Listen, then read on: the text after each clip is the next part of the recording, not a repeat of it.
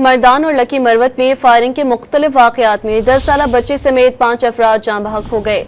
Lucky Marwat में बकरी के खेतों में दाखिल होने पर पड़ोसी की फायरिंग से तीसरी जमात का तालिबे इल्म जाँ बहक हो गया। पुलिस ने मुलजिम के खिलाफ मुकदमा दर्ज कर लिया है।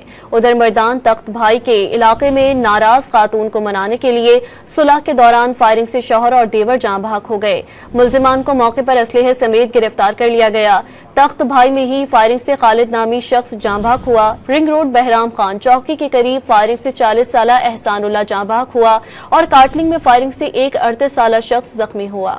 मर्दान और लकी मरवत में फायरिंग के मुख्तलिफ वाकयात में 10 साला बच्चे समेत 5 अफराद जाँ बहक हो गए। लकी मरवत में बकरी के खेतों में दाखिल होने पर पड़ोसी की फायरिंग से तीसरी जमात का तालिबे इल्म जाँ बहक हो गया। पुलिस ने मुलजिम के खिलाफ मुकदमा दर्ज कर लिया है। उधर मर्दान तख्त भाई के इलाके में नाराज खातून को मनाने के लिए सुलह के दौरान फायरिंग से शौहर और देवर जाँ बहक हो गए। मुलजिमान को मौके पर असलहे समेत गिरफ्तार कर लिया गया।